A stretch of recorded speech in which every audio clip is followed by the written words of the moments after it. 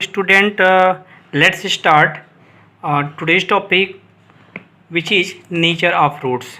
आज हम nature of roots के ऊपर जो वीडियो बना रहे हैं और नेचर ऑफ रूट्स एक बार फिर से रिमाइंड कर देता हूँ।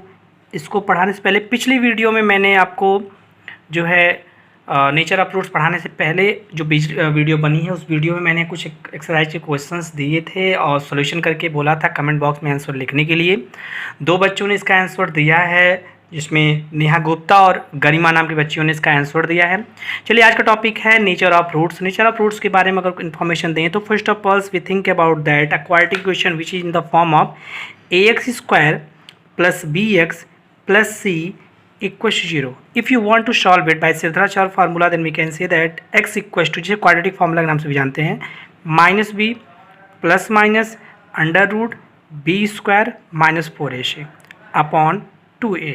जब इसका हम सोल्यूशन करते हैं तो पूरा यहाँ से हमें दो रूट्स इसके मिलते हैं, अल्फा और बीटा, एक पॉजिटिव साइन के साथ और एक नेगेटिव साइन के साथ। लेकिन कभी कभी हमें क्या मिलता है, ये जो रूट्स की वैल्यू है ये वैल्यू प्रॉब्लम क्रिएट करती है। कैसे?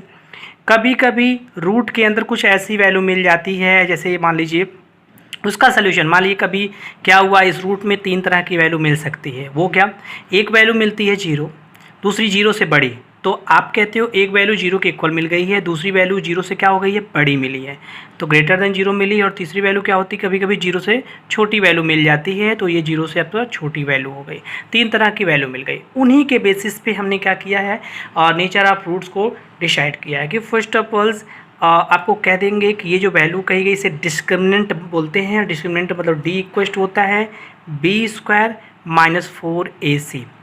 अब आपको बता दूं b² - 4ac जो डिस्क्रिमिनेंट होता है, इसके नेचर कहता है कि अगर d इज ग्रेटर देन 0, मतलब ये क्या हो गया, आप कह सकते हो पल के लिए दैट्स पॉजिटिव वैल्यू।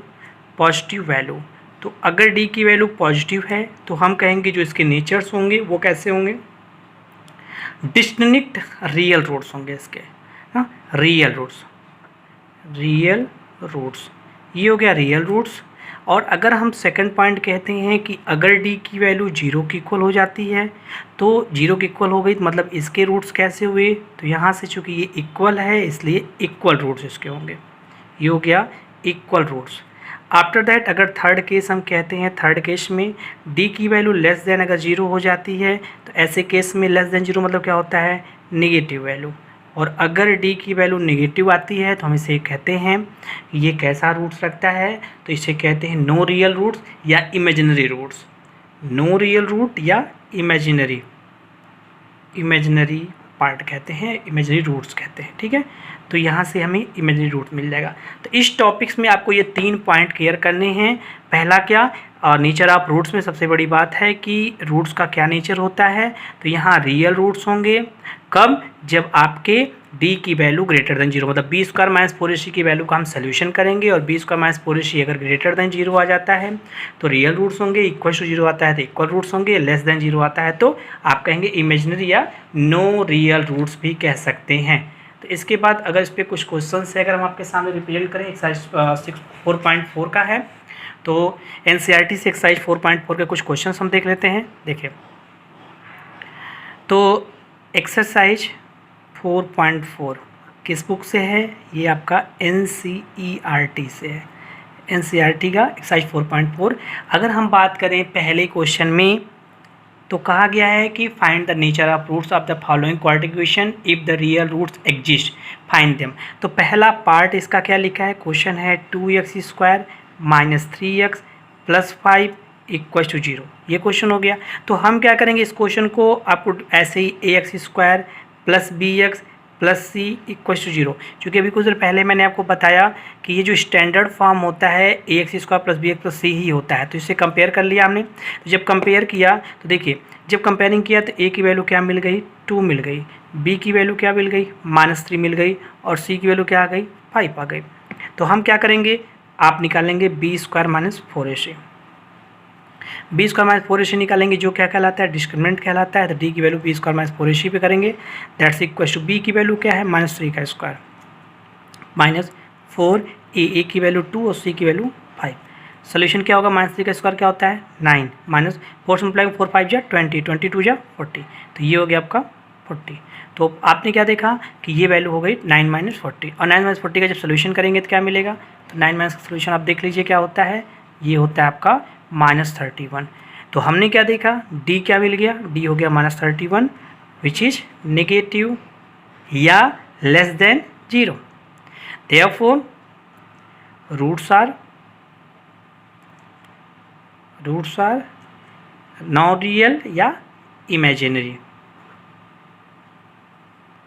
रूट्स क्या हो गए, इमेजिनरी हो गए। इसी तरह से बाकी जो है उसका भी सोल्यूशन करेंगे। हम ये देखना होता है कि जो वैल्यू आ रही है, अगर ये +31 आया होता तो रियल रूट्स होते, 2 रियल रूट्स होते, डिस्टिंक्ट रूट्स होते, तो रूट्स आर इमेजिनरी हो गए। इसके और भी पार्ट हैं, एक क्वेश्चन और आप देख लीजिए, इसका सेकंड पार्ट में क्या कहा गया है, कहा गया है कि 3x² - 4√3x + 4 = 0। तो यहाँ से अगर कंपेयरिंग करें तो आप देख पा रहे यहाँ की वैल्यू क्या आएगी, ए की वैल्यू यहाँ से हो गई 3, बी की वैल्यू हो गई -4√3, और आपकी सी की वैल्यू क्या हो गई, ये वैल्यू हो गई 4।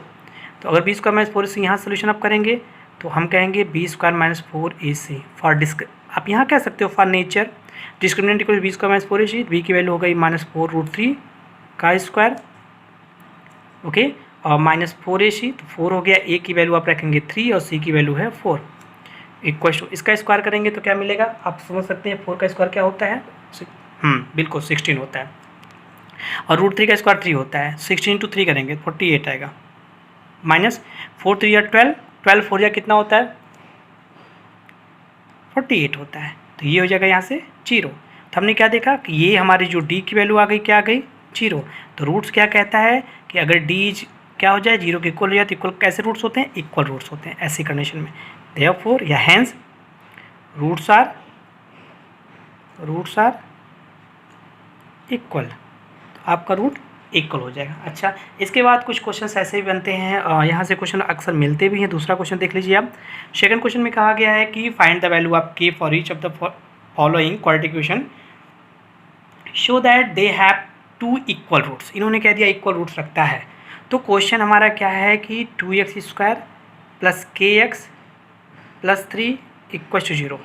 तो इसमें कहा गया कि इक्वल रूट्स है, तो हम कहेंगे फॉर इक्वल रूट्स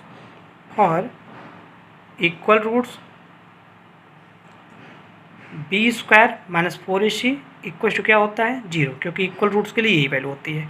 तो आप यहाँ सोल्यूशन कर लेंगे, b की वैल्यू यहाँ से रखिए, तो हमें मिलेगा क्या, b की वैल्यू हमारे पास क्या है, तो b की वैल्यू है k² - 4, a की वैल्यू कितनी है 2 और c की वैल्यू कितनी है 3 = 0। तो यहाँ से क्या मिला, k² - 4 × 2 = 8, 8 × 3 = 24 = 0। तो यहाँ से क्या मिला, k² = 24। यहाँ से k² वैल्यू क्या हो गई 24 हो गई, ये देख लीजिए k² क्या हो गया 24 हो गया।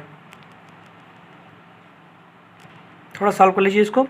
तो यहाँ से k की वैल्यू क्या हो जाएगी, k की वैल्यू हो जाएगी प्लस माइनस लगा के, ठीक है 2, और ये हो जाएगी अंडर रूट में, सॉरी यहाँ पे इसका सोल्यूशन करेंगे 24, मतलब ऐसे सॉल्व कर लीजिएगा 24 को, ठीक है। तो 2 से काटेंगे 12, 2 से काटेंगे 6, 2 से काटेंगे 3 और 3 से काटेंगे 1। तो मतलब यहाँ क्या हो गया, 2 देखिए बाहर निकल गया यहाँ से 2, और रूट में क्या बच गया 6, ये 2√6 हो गया, ठीक है। अच्छा, तो ये वैल्यू आ गई आपकी k की, ठीक है। अच्छा, इसके बाद जो है आगे क्वेश्चन क्या करना है उसी पे डिपेंडेंट, इसका सेकंड पार्ट आप लोग खुद से लगाएंगे, ठीक है।